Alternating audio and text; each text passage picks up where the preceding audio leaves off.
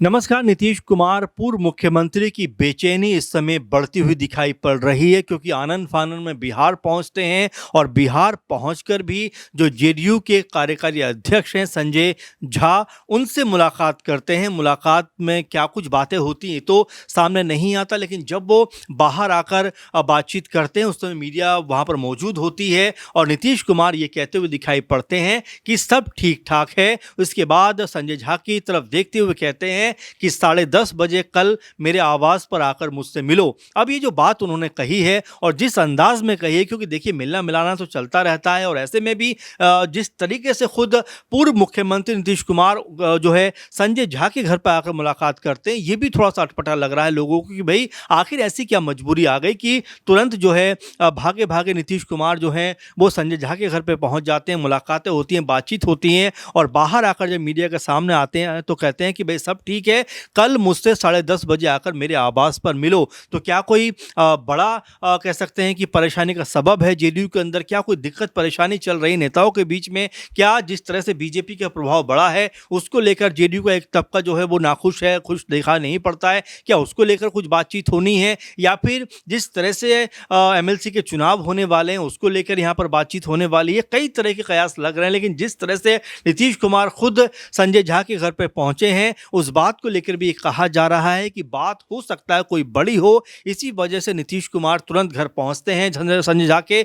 मुलाकातें करते हैं, बातचीतें करते हैं। उसके बाद कहते हैं कि मुझसे मेरे घर आकर मिलो। अपने आप में बड़ा और एक तरीके से रहस्यमयी प्रश्न बनकर खड़ा हो जाता है कि आखिर क्या बातचीत होने वाली है, किस मुद्दे पर बातचीत होने वाली है और आखिर मीडिया के सामने सब ठीक है का जिक्र नीतीश कुमार ने क्यों किया? क्या आपस में फिर कहीं कोई गड़बड़ दिखाई पड़ती है? इन तमाम चीज़ों को लेकर बिहार के अंदर चर्चा चलती हुई दिखाई पड़ती है और ऐसा भी नहीं है कि सिर्फ संजय झा से मुलाकात की है, बल्कि इससे पहले जेडीयू के कद्दावर नेता हैं, मजबूत नेता हैं जो विजय चौधरी, उनसे भी मुलाकात करते हुए दिखाई देते हैं। उनसे नीतीश कुमार अपने आवास पर मुलाकात करते हैं और मुलाकात काफ़ी देर तक चलती है और इस मुलाकात को लेकर भी लोग यही कहते हैं कि भाई आखिर Nitish Kumar back to back इस तरह से मुलाकातें क्यों कर रहे हो? खासकर जो जेडीयू का आला कमान है, जो बड़े नेता हैं, उनके संपर्क में, उनके साथ में बैठकर जो मुलाकातें कर रहे हैं, बातचीतें कर रहे हैं, क्या कोई बड़ा फेरबदल जेडीयू के अंदर होता हुआ दिखाई पड़ सकता है? क्या कोई बड़ा फेरबदल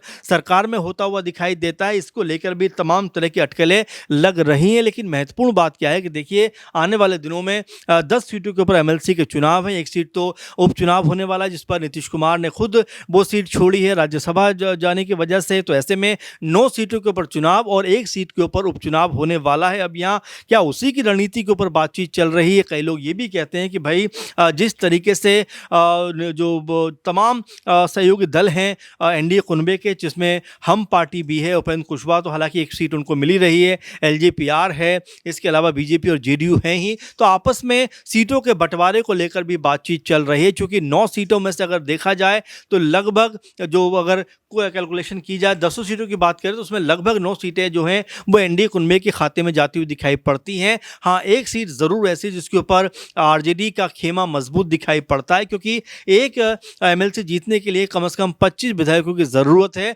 और वो आंकड़ा कम से कम महागठबंधन के पास में है, जिसकी वजह से ये माना जा रहा है कि लगभग एक सीट तो उनकी तरफ है। लेकिन उपचुनाव समेत जो बाकी की 9 सीटें हैं उनके ऊपर कौन से चेहरे जाएंगे, कौन से प्रत्याशी चुनाव लड़ेंगे और किन किन सीटों पर जाएंगे, क्योंकि यहाँ पर 9 सीटें हैं तो जेडीयू के हिस्से में कितनी सीटें आएंगी, बीजेपी के हिस्से में कितनी सीटें आएंगी, एलजेपीआर के हिस्से में कितनी सीटें आएंगी और हम पार्टी की तरफ से जो लगातार बात कही जा रही है कि भाई हमें भी एक सीट मिलनी चाहिए, हमें भी कम से कम एक एमएलसी मिलना चाहिए, तब जाकर बेहतर स्थिति बनेगी। तो ये तमाम मसले हैं जो इस समय बिहार की राजनीति में दिखाई पड़ते हैं। वहीं अगर आरजेडी की बात करें तो वो भी ताल ठोकते हुए दिखाई देते हैं कि भाई उनकी भी एक सीट यहाँ पर बनती है। इन तमाम अटकलों के बीच में एक और बड़ी अपडेट जो निकल के सामने आती है बांकीपुर चुनाव को लेकर, वहां पर भी मंथन का दौर चल रहा है कि बीजेपी की लगभग जो ये सीट है 30-40 साल से लगातार उनके पाले में रही है। नितिन नवीन, उनसे पहले उनके पिता लगातार यहाँ से चुनाव जीतते रहे। अब ऐसे में अगर इस सीट के ऊपर उपचुनाव होगा तो कौन यहाँ से लड़ता हुआ दिखाई पड़ेगा। हालांकि इसकी प्रबल संभावनाएं हैं कि बीजेपी के खाते में ही ये सीट जाएगी। अब ऐसे में अगर सब कुछ मामला तय है, सब कुछ मामला फिक्स है, तो नीतीश कुमार आखिर इतनी जल्दबाजी क्यों दिखा रहे हैं, इतना आनन फानन में अपने नेताओं से क्यों मुलाकातें कर रहे हैं? क्या निशांत कुमार को लेकर कुछ बातचीत करना चाहते हैं? क्योंकि एक तबका ये भी कहता है कि भाई नीतीश के बाद निशांत को पार्टी कमान सौंप देनी चाहिए, पार्टी का उनको अध्यक्ष बना देना चाहिए। अभी फिलहाल वो स्वास्थ्य मंत्री हैं सम्राट चौधरी सरकार में, तो उसके अलावा पार्टी की जिम्मेदारी भी उनके कंधों पे होनी चाहिए। एक तबका ये भी कहता है कि भाई नीतीश कुमार के ऊपर इतना प्रेशर है, इतना उनको परेशान किया गया है, इतना उनके जिस तरह से 3-4 महीने के अंदर उनको सीट छोड़नी पड़ी है, तो ऐसे में कई लोग ये भी कहते हैं कि बीजेपी के प्रेशर में आकर नीतीश कुमार ने जो है ये अपनी कुर्सी छोड़ी है। क्योंकि भगवंत मान जो पंजाब के मुख्यमंत्री हैं, अभी हाल ही में एक बात कह रहे थे कि जो दल बीजेपी के साथ जाते हैं, बीजेपी उनको पूरी तरीके से निपटा देती है या अपने अंडर में रखती हुई दिखाई पड़ती है। उन्होंने साथ ही कहा कि भाई देखिए, कोई भी जो कह सकते हैं डीआईजी रैंक का बंदा अगर डीआईजी है तो क्या वो पुलिस में जाना चाहेगा, पुलिसकर्मी की तरह काम करना चाहेगा? यानी कि नीतीश कुमार अगर 20-22 साल से मुख्यमंत्री बिहार के रहे तो अचानक आखिर उनका हृदय परिवर्तन क्यों हो गया, क्यों राज्यसभा में वो चले गए? इस तरह की बातों को वहां पर रखा गया। अब यही बात यहाँ पे निकल कर सामने आती है, क्योंकि कई लोग ऐसे हैं जो ये बात कर रहे हैं कि भाई आखिर नीतीश कुमार ने इतनी जल्दबाजी में आनन फानन में इस्तीफा क्यों दिया था? 3-4 महीने मुख्यमंत्री रहे, उसके बाद क्यों सम्राट चौधरी को मुख्यमंत्री बना दिया गया? यही वजह है कि जेडीयू का एक बड़ा वर्ग इस बात को लेकर बहुत परेशान भी रहा। हमने देखा कई जगह पर प्रदर्शन भी होते हुए दिखाई पड़े। कई लोगों ने यह कहा कि नीतीश कुमार यहाँ से अपने पैरों पर खुद कुल्हाड़ी मार रहे हैं, क्योंकि अगर वो दिल्ली चले जाएंगे तो बिहार की जो राजनीति पे उनका कब्जा है वो पूरी तरीके से खत्म होता हुआ दिखाई पड़ेगा। यानी एक तरीके नीतीश कुमार ने जो राजनीति का जाल बुना वो उसमें खुद फंसते हुए दिखाई पड़े। और जैसा कि हमने देखा,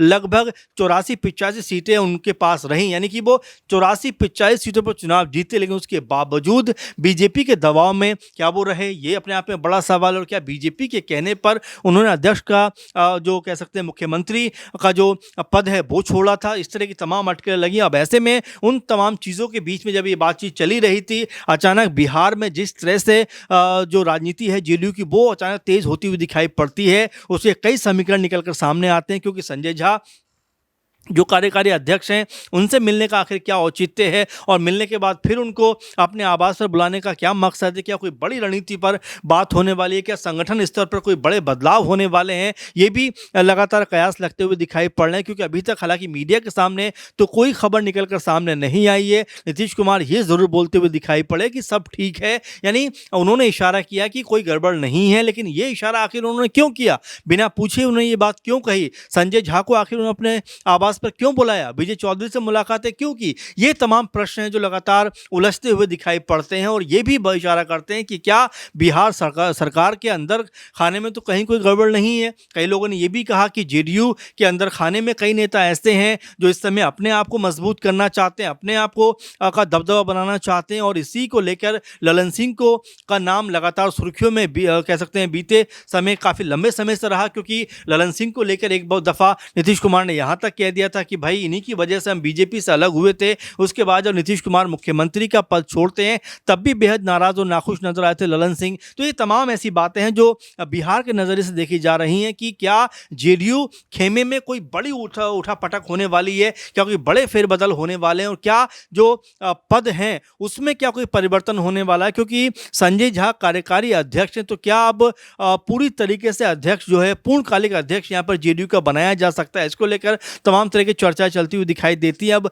असल बात क्या है, ये तो जेडीयू जब मीडिया से बात करेगी या जेडीयू की तरफ से ये बयान जारी होगा तब कहा जा सकता है कि हाँ जेडीयू के अंदर खाने में आखिर चल क्या रहा है। ऐसे में तो सिर्फ कयासबाजी लग रही है कि क्या बिहार में और खासकर जेडीयू के अंदर सब कुछ ठीक ठाक है। अगर सब कुछ ठीक ठाक है तो फिर नीतीश कुमार इस तरह से आनन फानन में क्यों अपने बड़े नेताओं से मुलाकातें कर रहे हैं और मीडिया के सामने कोई बात खुलकर क्यों नहीं बता रहे हैं? इस बात को लेकर तमाम तरह के सवाल खड़े होते हैं। आप इन मुलाकातों को कैसे देखते हैं कि नीतीश कुमार का जिस तरह विजय चौधरी से मिलना और संजय झा से मिलना, आप इसको कैसे देखते हैं कि आने वाले दिनों में क्या जेडीयू के अंदर कोई बड़े परिवर्तन होने वाले हैं, या फिर ये मानकर चला जाए कि सरकार के अंदर खाने में भी परिवर्तन होते हुए दिखाई पड़ सकते हैं? आपका नजरिया इसको लेकर क्या है, कमेंट जरूर करिए। फिलहाल के प्रोग्राम में बस इतना ही। आप लगातार बने रहें। धन्यवाद।